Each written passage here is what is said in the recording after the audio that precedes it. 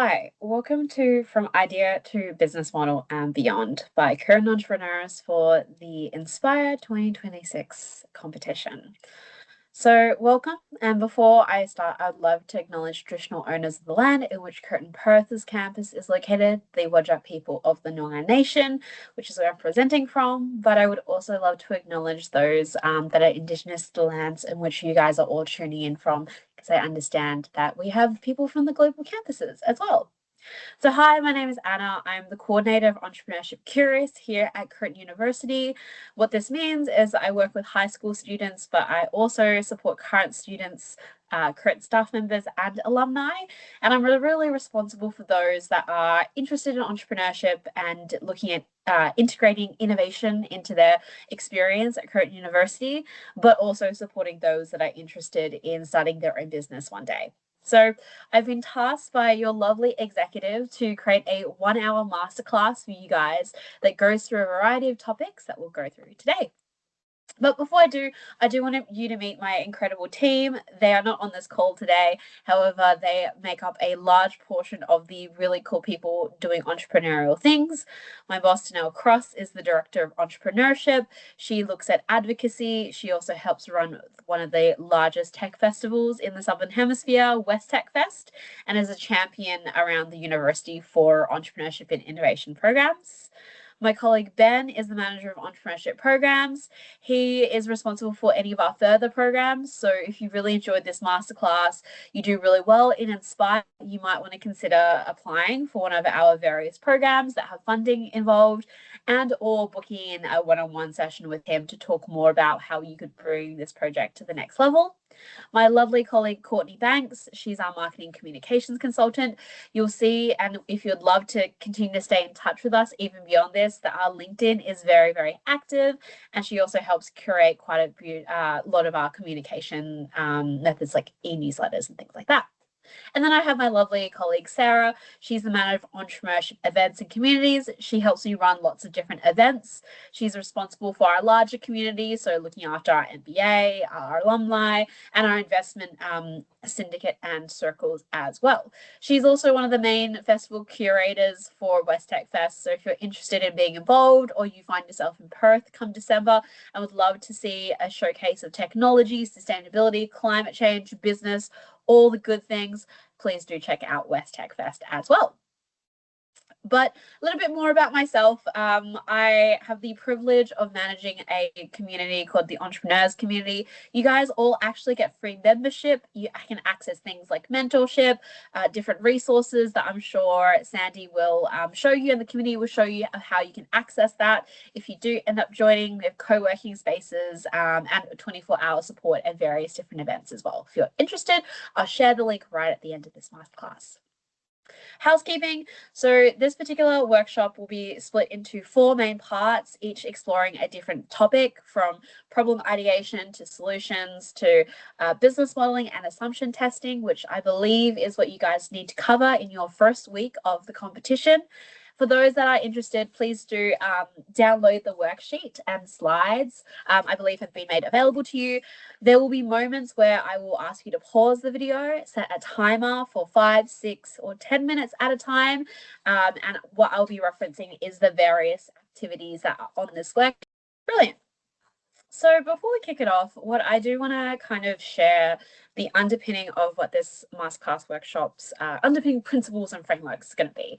So how do we actually create value for others? All good businesses solve a problem for someone, but being able to create really good value for projects is the bare bones of why a business succeeds. So we do this by co-designing and listening through design thinking. So for those that are not familiar, this is the framework.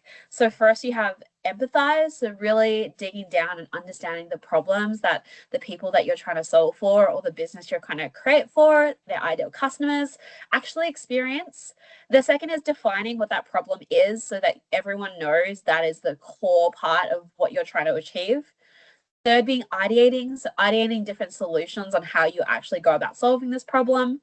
The fourth is prototyping. So how do you, in the cheapest, easiest, quickest way, get something out to the people that get the most in order to get feedback and then potentially change the idea or go back steps.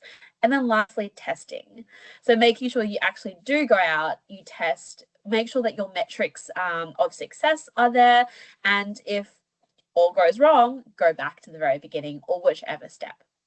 Design thinking is very much like being a very empathetic scientist, or in which case, an engineer, because you're able to then build upon the things that you hear and really deep dive into problems.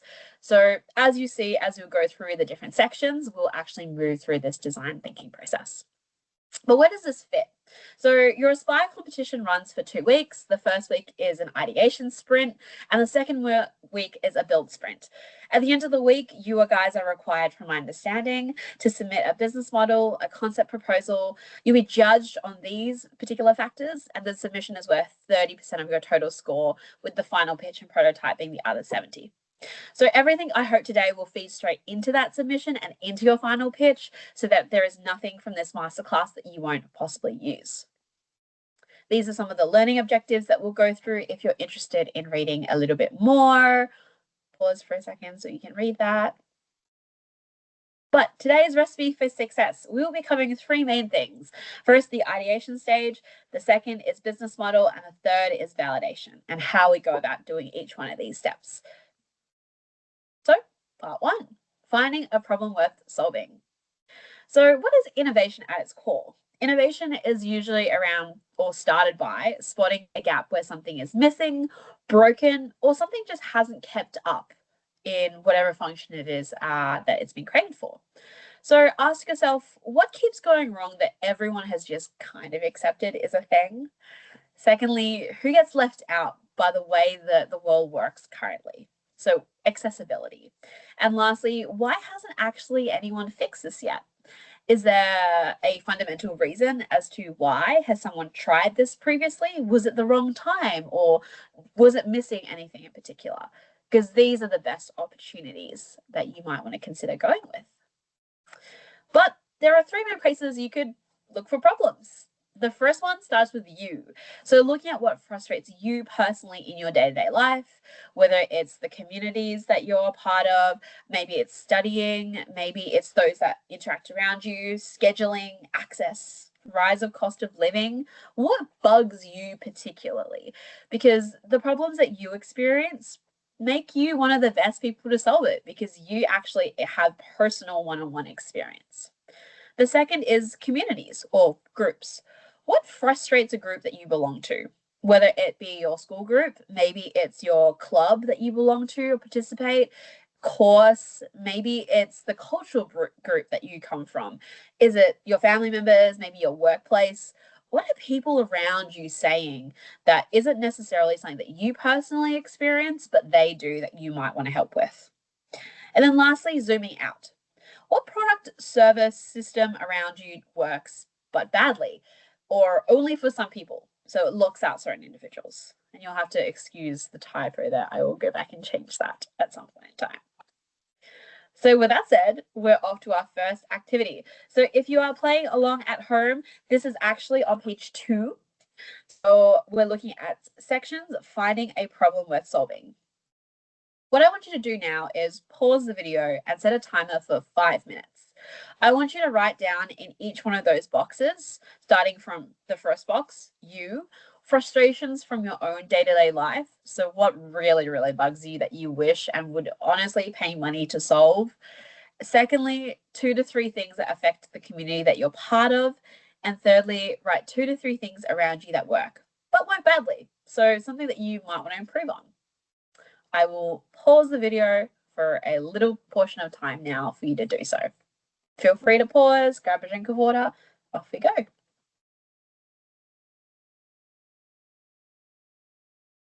Brilliant. Welcome back. So now that you guys have all done a bit of an ideation of all the different problems that yourself, the communities you're in, or maybe things that are just really broken that you want to solve, before you fall in love with a potential solution, I want you to have a consider whether this problem is big enough to solve. So worth your actual time, especially if you're creating a project that you hope to monetize one day and or spend lots and lots of money building out into an actual thing. So you want to make sure that people actually want it. So the first is to consider who exactly experiences this and how. What makes it really painful or urgent or costly?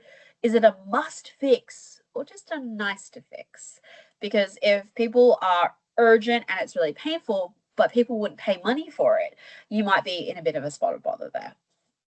And the third, what are they doing right now? What are the people that are experiencing this problem doing right now? And why isn't it working? And lastly, how many people have this particular problem? And is that number growing? Or is it slowly shrinking over time? So a great example of a problem worth, no, not necessarily worth solving is bins. So in Australia, we have things called wheelie bins. So they're bins with wheels on them. And the way that bin collection works is that you would take all your trash, put it in this larger bin, and you would roll this bin from wherever you keep it, whether it's in your backyard, driveway, wherever, to the curb of the street so that the public street garbage trucks can go through, pick them up, and dispose of your garbage bin and put it back on the ground. Some people, this is a really hard task, whether it's a little bit gross for you, for mobility reasons, you can't actually haul that bin that far, or perhaps your bin is just really unclean all the time and that really, really bothers you. But if you ask the average person and you said, hey, I'll take your bin out for you, they'll probably say, yes, this is a great solution. It's a big problem I've had. However, if you ask them to give you $20 in return for that, would they necessarily actually give you $20? Or would they just concede and go, hey, I'd rather just wheel the bin out? So, whilst having to wheel a bin out is a problem for some, it's not necessarily a must fix thing that someone would actually want. So, consider which would be the most appropriate for your projects going forward. And then, secondly, you have to specifically for your projects anchor it to a sustainable development goal and properly too. So make sure that you're naming a specific SDG target, not just the goal number. So, for example, you are looking at health and well-being, but specifically around access to health and well-being, or perhaps it's water sanitation, or like water, and you want to specifically look at the purification of water rather than just general recycling, desalination, so on and so forth. So be really specific about this target and what you're actually trying to solve instead of just saying we solve hunger. What part of hunger are you solving? And secondly, who benefits and from where?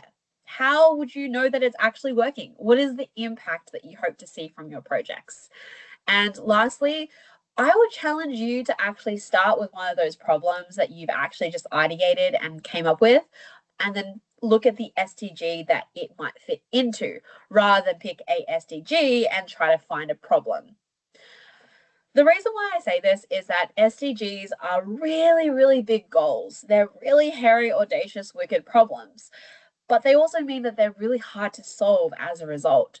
So picking a problem that's a little bit closer to home, or that you have access to those particular customers, or at least the people that will be using your solution, will make your solution ever the more stronger.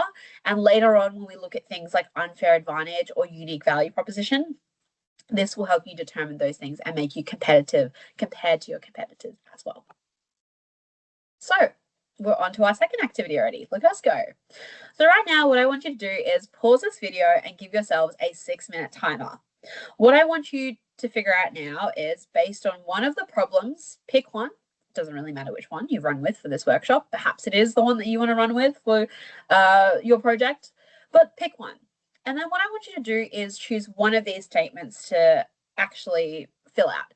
Either who struggles to do something because insert reason here, which means consequence. So for example, young people struggle to learn things really, really quickly when given a short amount of time because there's so much information that they need to condense, which means that often students struggle to pick up concepts without spending extended periods of time.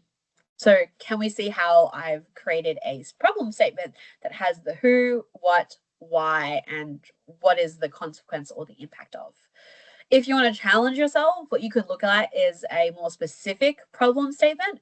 So we're looking at a specific group in a specific place, setting, industry.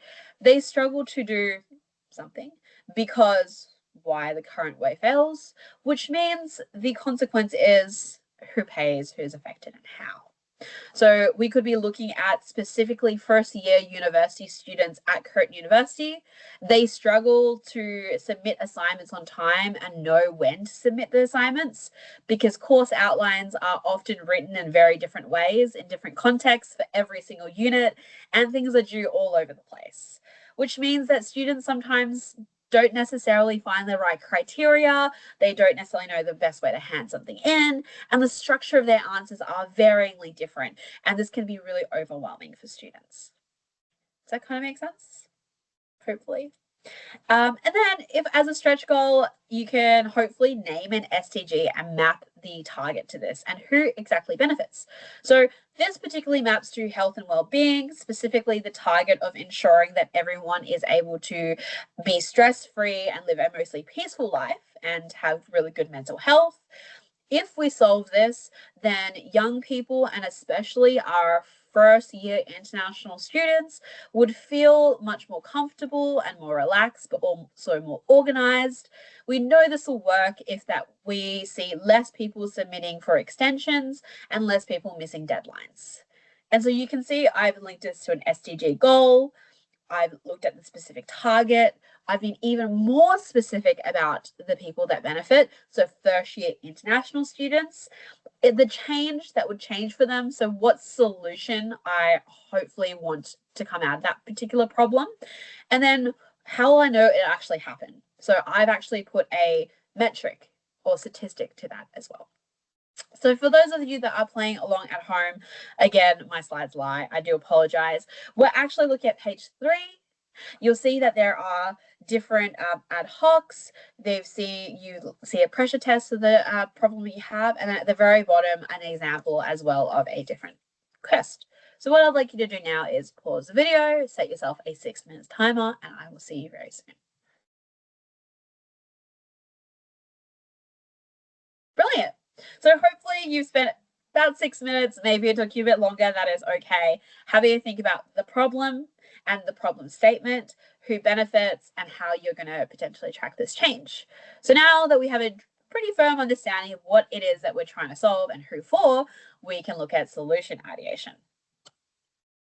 So the most common brainstorming tools to strike up creativity include some of these. So we have reverse brainstorming, Scamper, Crazy Eights, how might we statements, yes and reframing using metaphors and examples from unrelated industries. So whilst I do have a very limited amount of time, I'm actually only going to go through one that is actually not listed here today. However, if you would like to go through any of these other ones, a simple Google or ask ChatGPT. There's lots and lots of different frameworks of how you might do this. I encourage you also to do this as a team. So do this for yourself, but also do this for your whole team as well, because the more people you have, the better the brainstorming process and the better things like yes and actually happen. But also, I do have a lovely other masterclass. It's called the Fire Start Masterclass. We're in our second iteration currently, but if you'd like to go through any of these particular brainstorming tools, I actually went through as part of the first masterclass last year, 2 to 3 of these particular ones in a live session. So if you'd like to learn a little bit more, please do click onto that particular resource and have a look as well. Otherwise, here is the brainstorming or prompt that I like to use, especially for projects involving things like engineering. So when we look at innovation, there are 4 main forms of innovation that most products, services, and projects fall into. The first is invention, usually described as the creation of a new product, service, or process, something that's never really been done before. So think of the mad scientist or new engineering way of doing a certain thing. The second is an extension. So it's an expansion on an existing problem, service, or process. This means that an organization takes an existing idea and applies it differently. And the third is duplication. So copying an existing product or service and then adding your own creative touch in order to improve it, or placing a concept from one place to another. And then lastly is synthesis, a combination of all of these existing products or services into a new product or service. So think of it like when you have a particular product or service that combines lots of things that are existing together. So on the invention case, the example I like to use is Toyota. So previous to when Toyota started manufacturing their own cars, Japan pretty much only imported cars from US manufacturers.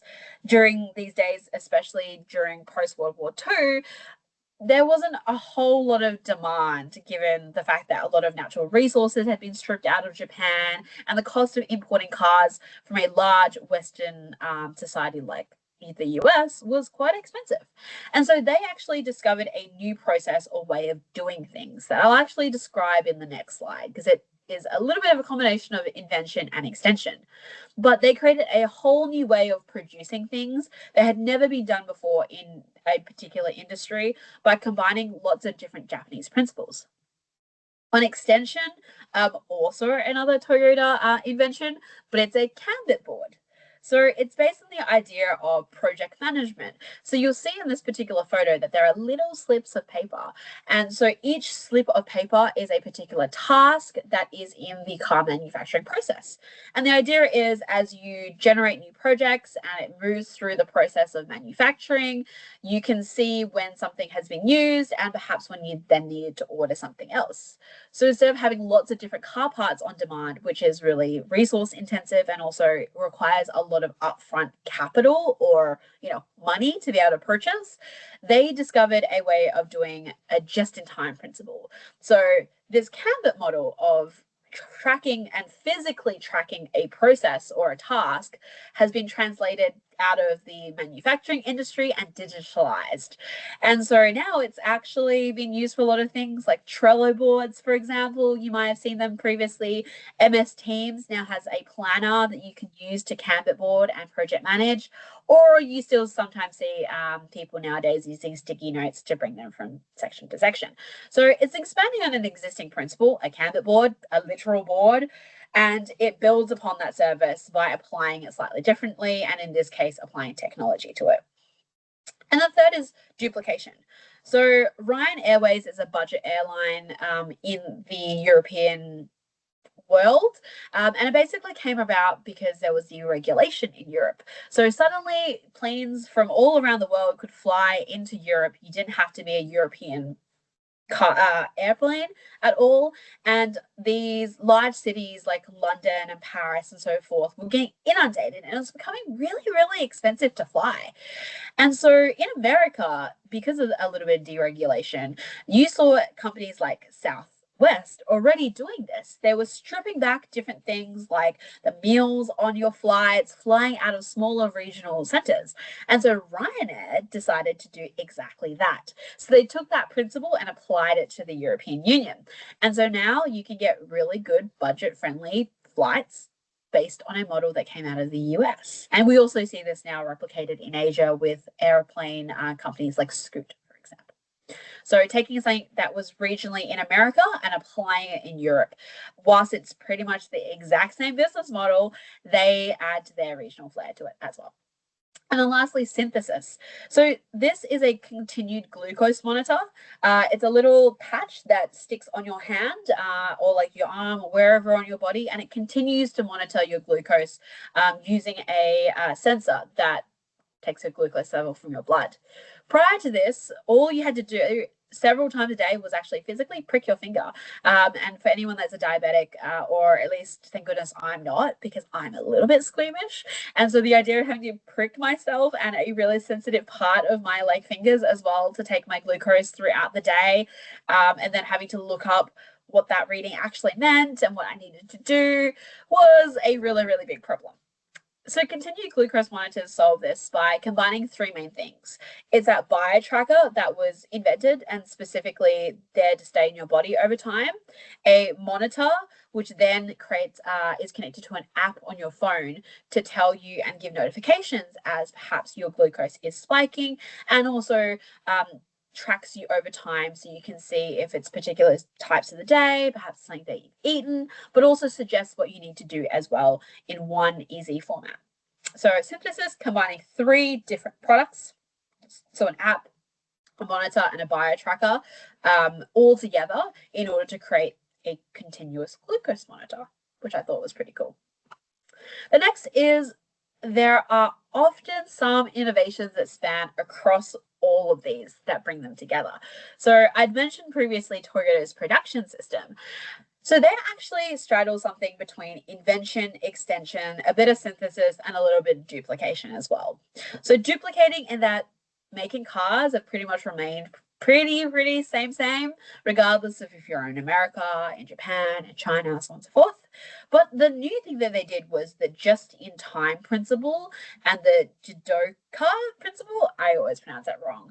But a combination of these plus general standardization of work across these other two principles were a whole new way of doing things that the car industry had never seen before. But the just in time principle isn't completely new, it's an extension of a previous thing. So, Japanese production lines usually are very focused on high quality, lower cost, and shorter lead times anyway. So, they'd taken a little bit of everything. And if you're really interested to learn more about how that particular story came about, do Google Toyota's production system. But how is this particularly relevant to us? So, it's relevant because it allows us to think about all different ways of coming up with different problems. But another way to look at it is actually how we narrow down problems. So, how do we go from that problem to that solution? So, you had different types of solutions. You would have come up with lots of different ways of coming up with things. Now you need to actually find a way to synthesize all that. You can usually narrow them down into three main things. So, a game changer, a moonshot version of a solution. The second, feasible now, so something that you could build with your team skills existing in the next 2 weeks. And a quick win, something that's cheap and fast to prototype. And your Aspire builds should live somewhere between feasible, as in you can do it now and very quickly, but pitch with a game-changing moonshot approach of how we could maybe change something entirely.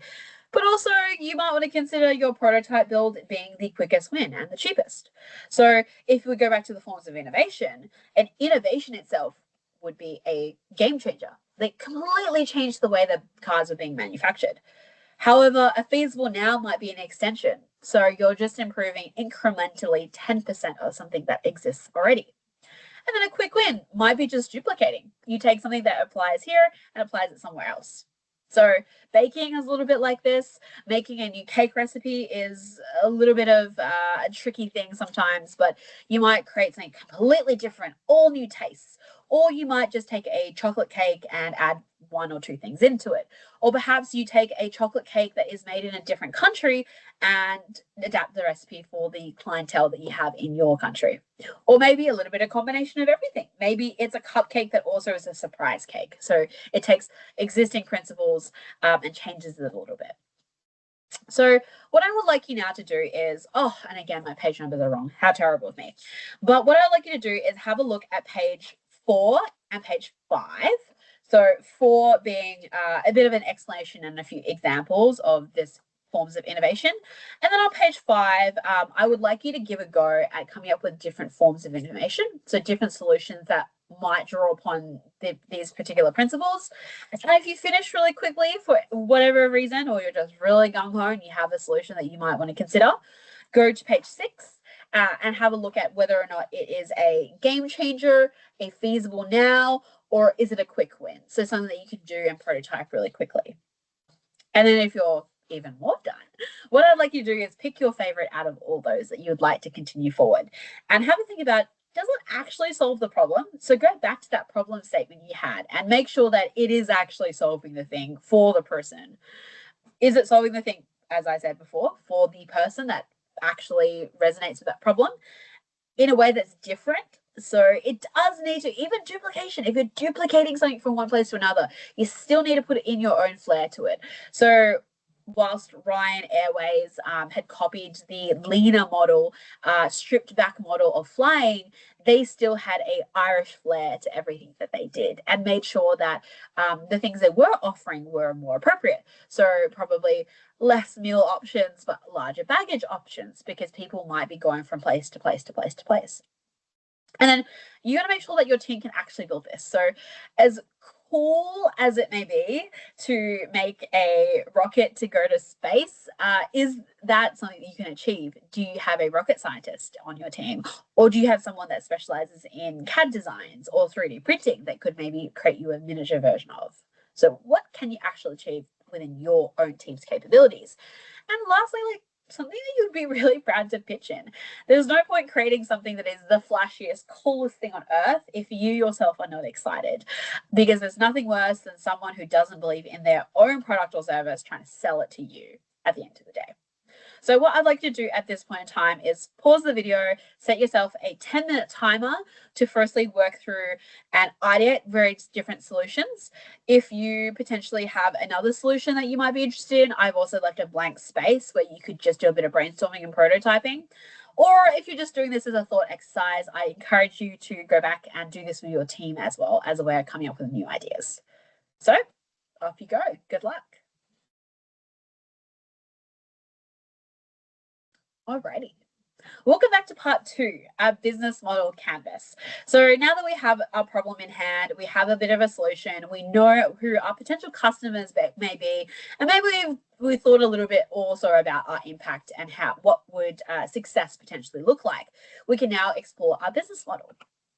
So a business model canvas is a one-page overview of a business or an idea that you fleshed out, and in this case, probably more of an idea at this stage.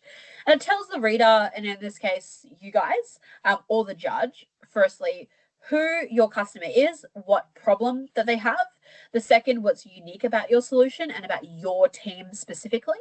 And then lastly, how you'll actually reach people, what the measure of success is, and how you're going to keep it running. So what is the cost, the revenue, so on and so forth. Usually they're dot points, so it's not a really big business plan. I advocate for trying to do this first before you invest lots of time, and it usually gives you a really big overview of your business in about 60 seconds. There are many different templates that can be used depending on the stage that your business is in. And again, if you're interested in this, my 5-Start Masterclass number 2 edition is a little bit more around the different types. Today, we're going to focus on one particular one, the lean canvas. So it's based on the running lean model of business models. There is a book that you can read about it. Here's a little bit of history as well. It's designed for early stage startups or businesses seeking to include principles from the lean startup by a guy called Rick Erics. If you're really into making ideas and coming up with ideas all the time, I would really recommend giving this a bit of a read. But in essence, the lean canvas is a shorter version and compact version of a business model. So why are we actually going to do this versus a BMC? Usually it's more appropriate for early stage pre-revenue ideas. So we're really just noting down whether or not someone wants this thing before you actually go about thinking about activities and partnerships and various other things that is in your more traditional business model. It also maps out 9 blocks that map pretty much exactly what you guys need to do at the end of week 1. So the problem is your problem statement, your unique value proposition is your value prop, and the customer segment section is your demonstration of customer understanding, which I thought was honestly a little better of a tool, but please make sure that when you're submitting for the actual competition itself, that you are referring to the business model canvas that these guys actually need you to do. But this is what a lean canvas looks like. So as I said before, there are 9 components. These are the 9 components. And from this, you should be able to glean from any business the bare basics of how their business functions. So we've actually already done some of the boxes. So we've done problem, we've done solution, we've done a little bit of customer as well, and we've done a little bit about key metrics, so that impact piece through the SDG goals.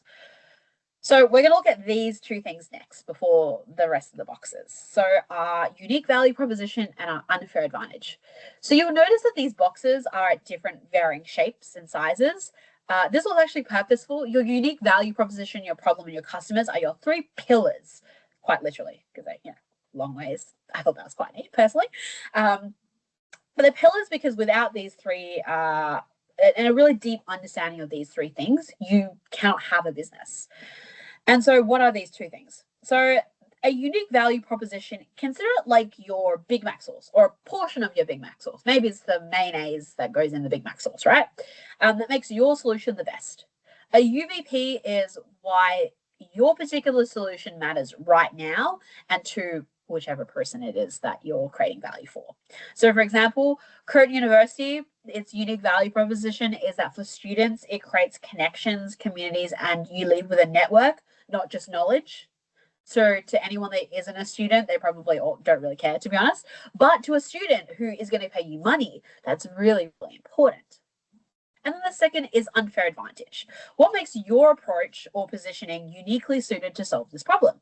So UVP is around the value that your product or service brings.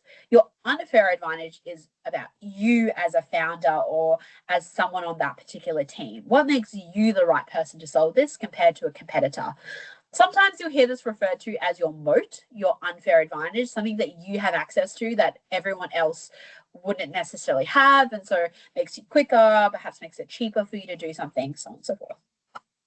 So in order to help you guys, I've created a bit of a UVP template that I've actually stolen off a lovely business strategizer book, but it goes like this. Our insert products or service here helps insert customer segment who wants to jobs to be done by doing this and that, unlike the main alternative or current solution. So for Tesla, you might want to create a UVP. For Tesla being our premium electric vehicles help environmentally conscious drivers who want to be able to experience high performance without emissions by offering cutting edge technology and a seamless ownership experience, unlike traditional automakers that rely on fossil fuels and dealership networks to create their cars. So you can see and pick out from this in that I've identified what it is that Tesla offers, electric cars, particularly for a very particular customer segment, so environmentally conscious drivers. So Tesla creates lots of products for lots of different people, but their electric vehicles, first and foremost, was created to save the environment. But there were also people that were willing to spend money because they wanted the cutting edge technology as well as the power saving. So these are the kinds of people that aren't just going to ride a bike to save emissions. They still want the premium feel of a car. And it also tells you who your main competitors are, traditional automobile makers, so other cars. And for anyone that goes, oh, we have no competition, we're like the best thing ever, I would step very firmly away from them, because if no one else is doing doing that exact thing, you might want to question why you seem to have come up with this thing. I have a general saying that there is no such thing as a new idea in the world. At some point in time, someone in the shower, on a treadmill, whilst eating dinner, floating in a pool, has probably thought about the solution that you want to create to the problem that you're creating. It's like, you have that one uncle that's constantly coming up with ideas for how to solve a particular problem. But there might be someone that's out there doing that already. And sometimes it's not necessarily a bad thing because you can learn from other people. So the fact that Tesla isn't the only creator of electric vehicles, and now BYD has come onto the sort of car phase, and even traditional automotive companies like Toyota are creating an EV line, means that there is probably business for everyone, and each one of those competitors allow you to create insights about your product that you can then improve and learn from. So what makes a UVP particularly strong? Three things. So the only you test. Could a competing team say the exact same sentence? So could a Toyota executive actually come back and say the exact same sentence and it be true? I would argue potentially not. But that's just me. Tesla has its own very unique brand and feel and experience to it. The second, get it test. Would a stranger understand the benefits in one read with no jargon? So you would notice that I haven't actually used any particularly big words. I haven't used any technical language around how that car works. I've just said ownership, cutting edge, environmentally conscious drivers, etc., etc. And thirdly, remove one test. Take out your biggest claim, and does someone still care? So by offering cutting edge technology and a seamless ownership experience, if I removed the seamless ownership experience, would this still be a car that people still really, really want to potentially purchase? So if every Tesla dealership basically was very standoffish and really mean to you, but their cars were exceptionally beautiful and really well working, and they really, really, truly saved the environment, would you still buy this car? Potentially. I think most luxury car brands, they teeter somewhere between great ownership experiences and not great customer service. So, consider that. So if it survives all these three things, it's usually a pretty good UVP. So what I'd like you to do now is pause the video, give yourselves 5 minutes. And for those that are playing along at home, you might want to consider doing this on the next page. You'll see that there is a page for your unique value proposition. It's underneath the example of all your business models. Should be about page 9 10, I think. You'll see an example there. I just want you to focus right now on your unique value proposition for now. If you finish early though, you'll see at the next page there is a section on unfair advantage, but we'll come back and explore that a little bit later first. So pause the video, 5 minutes, use this particular statement or come up with your own if you'd like. Go. And if you've paused, you come back, excellent. If you haven't already, please now move on to your unfair advantage. So your unfair advantage for a student team could look like lived experiences. So do you personally suffer from that problem? So you're solving problems for students or young people or whatever it is that you're solving for. Second, you have insider access. So you have access to other young people, or perhaps you work in in a fertilizer company, and you want to create something for people that fertilize things. So insider access. The third is proprietary data. Do you have data or statistics that other people can't easily access? So perhaps you're an engineering team at Curtin University, so you can leverage some of the unpublished research or published research, but isn't widely distributed, or databases, things like that. Do you have a rare technical depth? So do you have a speciality in something? Do you particularly have someone that could design really good CAD designs? Do you have a coder, for example? Do you have a carpenter on your team that can create really beautiful pieces for you? Then you have existing audiences. Are you able to already ship your product or service out tomorrow because you're able to set up a store and people would already buy your thing? Do you have a captive audience, perhaps? Have you done pre-sales? Have you done a little bit of research already about who that person may be? Do you have a competitive head start on compliance? So have you already got ethical approval? Have you have accreditation? Do you already know what laws you may have to comply with? So for the baking example, you may need a license in order to create a kitchen where you can bake and sell your baked goods. And so you've already obtained this, which would mean that you could go to market quicker than a competitor who would then have to apply and sit through the paperwork and get the approvals. And then lastly, do you actually have a cost that you can't be undercut for? So again, on the fertilizer example, maybe you have the nitrogen, access to the nitrogen that you put in your fertilizer, and you actually produce that. So you don't need to go purchase that off someone else, and that be a potentially large cost for you. So go forth if you haven't already. Take maybe about a minute or two to list what your unfair advantage is. I would usually encourage you to do this within your team rather than just individually, because at the end of the day, your whole team makes up your unfair advantage, and perhaps your advantage in one place could next out or cancel out an advantage, a potential opportunity or something you need to work on with your team. So go forth, do that for about 30 seconds, and we'll explore the next concept soon. Alrighty, so what's left? So we've done the top half of our business model already. We haven't really spoken about channels or costs or revenue streams. And this was somewhat purposeful. So what you want to really focus on in this first week in your challenge is actually the top portion of your lean canvas first, because you're more heavily marked on these particular things. And without those top things, you really don't have much of a business to begin with. But if you would like to challenge yourself, you might want to come up with different channels. How are you actually going to get to your particular customers? Whether that be communicating the message through marketing, or literally, how are you going to get your package or your solution to that person? Is it an online store? Is it a physical delivery? Whatever that may be. And then cost of revenue, I think, somewhat self-explanatory, if not things you spend money on and how much you're going to charge for your particular project. So at this stage of the ideation stage, probably don't need to think all too hard about it, but you might want to consider perhaps how much your customer is willing to pay, and starting with that, or your cost plus a little bit extra, so you make sure that you make your profits. So these are all the segments all together.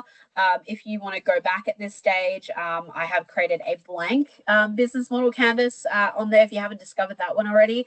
Have a go at this. I again recommend you doing this as a team because you may not know necessarily all these things or some of them might be conflicting that you might want to have a chat through. But here is a firmer definition of all 9 segments that you can go through. So if you haven't already, go forth. I would probably allocate maybe 15 minutes as a team to do this. And next to any of the boxes that you're like, oh, I actually don't know the answer to this, put a question mark next to it because this may come in handy for the next session that we're about to go into as well. But if you know all things, that's also fine as well. So at this point, pause the video, grab your teammates, 15 minutes, do the rest of the canvas. Go. And for the bonus people that have stuck around or you've already done that, here is another thing that could help you as you go into your pitches later on. This is a talking track. So again, another ad lib that you can actually create as part of your business model. So if you've filled out all the different sections, you should be able to fill this out. It's pretty self-explanatory. So we're working on problem. This matters because impact. It's unfair because of unfair, etc., etc., etc. So I won't read through that all, but if you would like, I've also included that in the worksheet as well that you can do as you get closer to your pitch. All right, last one, almost there, almost there. So we're looking at testing assumptions. So now you have a problem, a solution, you know who you're solving it for, you know the SDG, you know the impact, you know how you're maybe going to be successful. How do you actually go about testing that thing that you've just created to make sure that it is firstly feasible and people want it? And the general point of this is that we want to reduce the risk of building something that no one wants, can't use, and won't actually pay for, right? Because again, feasibility. When you're building a business, so on and so forth. So what test assumptions? The biggest mistake that businesses and startups have, and even engineering projects, to be honest, is that you're building something that no one wants. So, for example, a screen door on a submarine. You're not going anywhere. You're stuck in the bloody submarine. You want it to be watertight. So a screen door is pretty pointless. But a really good screen door on your front porch in Australia when it's really hot, maybe a little bit more, appropriate. And then lastly, building something for the wrong customers. So my favorite example of this is a robot chicken. So Mimic Chicks is a company. Their problem was that farmers wanted chicks to be able to learn how to feed and eat and stuff without big mama chicks around because industrial chicken farming. And so they created robot chickens, literally giant robot chickens that went around and pecked stuff to teach chickens how to behave. They went to chicken farmers and chicken farmers literally laughed them out of the room because that is absolutely ridiculous. So instead they created this little sort of platform that like water drips into, and every time the chicken pecks, the water is just dispensed. So, no robot chickens taking over the world, and simpler engineering solutions. 3 risks that we want to avoid is customer risk. Are we solving this for the right person? Validating who and what. The second is product risk. Does this solution actually fit the need and create real value for someone? Or is it just something that you find in the $2 shop? Thirdly, market risk. Is this a viable AKA or feasible AKA, can be delivered, funded, and sustained beyond the competition? So judges are looking for not just a project that you present really well in, that you kind of thought out about, but something that actually is going to outlive you and have a legacy, and it's competitive in a market beyond this particular competition. So consider these particular risks. So how do you actually go about finding risky assumptions to test? Go back to your lean canvas. So if you fill out your lean canvas previously and put question marks across any of these boxes, start there. But if you knew kind of everything, have a think about what was the riskiest thing we've actually assumed. Is it that we've assumed people will pay for it? Is it that we've assumed that success will be blah? If it turns out to be wrong, does the whole idea collapse? So if one part of this isn't delivered, the entire thing will fall apart. Because if that's the case, then you might want to reconsider how to strengthen that particular part. And then lastly, what's the cheapest way to find out this week? So literally, what is the cheapest way to make sure that our customer is our customer? Usually it's probably talking to the people. But you can also use something called a test card. So you can turn each one of these assumptions into something you actually physically test. So whether that be asking people, going out, doing market research, etc. So the test card looks a little bit like this. It goes, we believe that, insert your assumption. So in this case, we believe that people will buy this for $10. To verify this, we will insert the test. So go around literally collecting $10 off people because a lot of people will say, yes, I'll totally pay you $10 and I'll physically give it to you. So if you physically got $10, then you're doing pretty awesomely at this point. And measure, whatever it is that the metric is. So, you can raise $100 to create this project because that's the minimum cost. We are right if, and this is the threshold to decide on before you actually look. So if you get 50 people, then great. This is something worth building and something that people will actually want. So what I'd like you to do now is pause the video / you could probably do this with your team, to be honest, probably more of a team activity personally. But if you want to practice, here are some ad libs. So if you're not ready for that test card, you might want to have a look at some assumptions like, I believe that my customers have a need to, or I believe my customers hate when, or this might need to not, this need is not currently met because insert blah, blah, blah, blah. The example I have down here is, I believe that my customers are adults that aren't confident with public speaking and answering questions on the fly. If you want, again, a more in-depth version of this, my third masterclass last year covers assumptions and customer discovery. I would recommend that you give that a bit of a go. Otherwise, on your worksheets, you'll see that there is a testing assumptions section. What I'd like you to do now is probably spend maybe like 10 minutes or so, come up with 3 different hypotheses.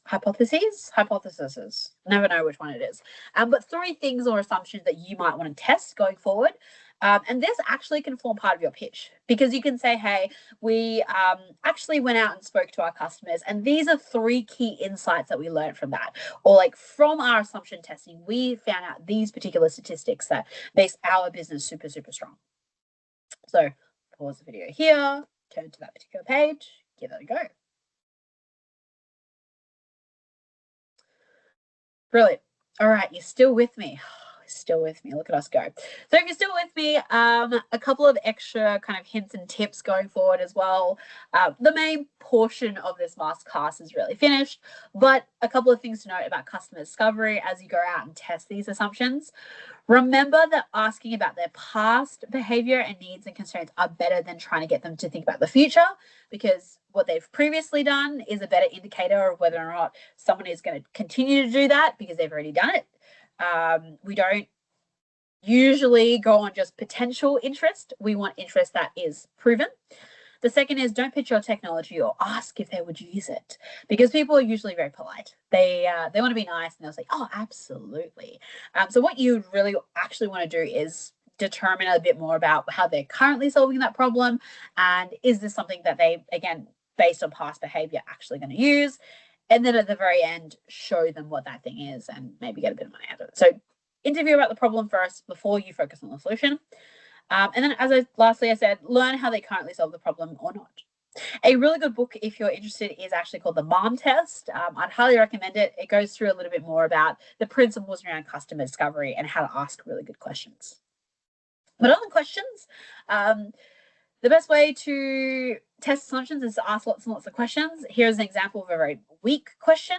Would you use an app that does X? It's bad because it's hypothetical leading, and people usually say yes to be polite. A stronger question you could have answered is, can you walk me through the last time this happened to you? Mainly because if something happened to them and they're looking for a particular feature or a particular way of doing something and your app does that, then automatically they're probably going to use it. Or create the app and actually get them to use it and see whether or not, they actually come back, would they pay money, so on and so forth. This is better because it also explores past behavior. It gives really real details, and it's not a sales pitch. No one loves to have a sales pitch. If your product or service is so darn good and it solves the problem so well, someone's probably going to buy it, even if it's not the best thing, because it's a better solution than what they have so far. So consider what type of questions. Definitely utilize things like generative AI in making sure that your questions are actually really good. So you might want to type and give all your questions into it and go like, hey, is it these particular things? So what you could do is copy and paste this, put it into ChatGPT or Claude or whichever AI generative program that you use and give it your questions and go, hey, are there any questions that don't necessarily do this? So make sure they have no leading or closing questions. Make sure you have open-ended questions that encourage stories, people to talk more and give you more details. Focus on facts and actions, so not opinions or intentions. So past behaviors, not future behaviors. Questions that focus on exploring frequency, workarounds, etc. Be problem-focused rather than solution-focused at this stage, because traction is built through making sure that you solve the problem. But anyway, this brings me to the very end of my masterclass. How has pretty much an hour or slightly over actually have already been passed? So if nothing else, I hope that this has given you a little bit of a framework going forward. I would encourage you to go back through these worksheets as a team if you haven't already done this already. So go through these particularly individually, but these are some of the things that you might want to consider achieving in order to feed into your week 1 submission. So locking in your problem statement, make sure that an SDG actually maps to that. Finishing the canvas, so every one of those boxes, even if it's a dot point or two on that one page, attach that one page perhaps to your submission. Agree on one value proposition sentence as a team, so make sure that everyone is on board with the value that we're bringing and can explain that. Write 3 different test cards for your risky assumptions, and based on that, go talk to 3 people outside of your team who actually have that problem. So if you don't have access to people that suffer from this problem, I would maybe rethink the problem that you might want to do, because again, you have a short period of time, so you really want to make the most of that. Otherwise, good luck. I hope you have all learnt something, or if not, learnt something for a different application. If you're really interested again in learning a bit more about these particular topics, make sure you check out the 5-Start Masterclass. You can gain the recordings from last year. I also go through the same principles as well, with slightly different examples and different activities this year. We've done the first on ideation, which you guys are pretty much caught up to. The second will be looking more in depth into business model, which is in 2 weeks' time in August. And then we have one on customer discovery as well, how to leverage Gen AI to do that. And then lastly, pitching, which is in September. So whilst that is a little bit later than when your competition is due, it's a really good way to learn a little bit more. And if you're really interested in entrepreneurship innovation, that's definitely something you can do. It's completely free. It's online. You can join for the online classes, or you can just get the slides and the recordings later. Would you like to get in touch or get feedback? So you've made it to the end of this masterclass and you've listened to everything. You can feel free to book a one-on-one 30-minute consultation with myself. So I am open to actually be booked. So you could go through what you kind of done today. You could walk me through maybe your competition submission and give you some feedback as well. So if you made it this far, you can either email this particular email inbox, or you can directly book a time that works for you on my calendar. If there is nothing or no time that works for you, feel free to email a time that you are hoping to gain, and I can always make it work. But again, if you're interested in Curtin Entrepreneurs, it is a free membership. We help you even after you graduate as alumni. So even if the time isn't right for you right now, I encourage you to join anyway. We have an e-newsletter that have lots of job opportunities, internships, paid roles. You also get access to that online portal that has so many more resources on things like business modeling, customer interviewing, and pitching. So feel free to join if you're interested. We also have lots of membership benefits like AWS credits, legal advice, etc., etc. So fill in that lovely QR code if you're interested in that. Otherwise, good luck and thank you for tuning in for this past hour of this masterclass. I wish you all the best, and hopefully I will get to meet some of you online for a consultation. So I'll leave this up for a little bit. Otherwise, I wish you all the best and good luck, and thank you for tuning in. Bye.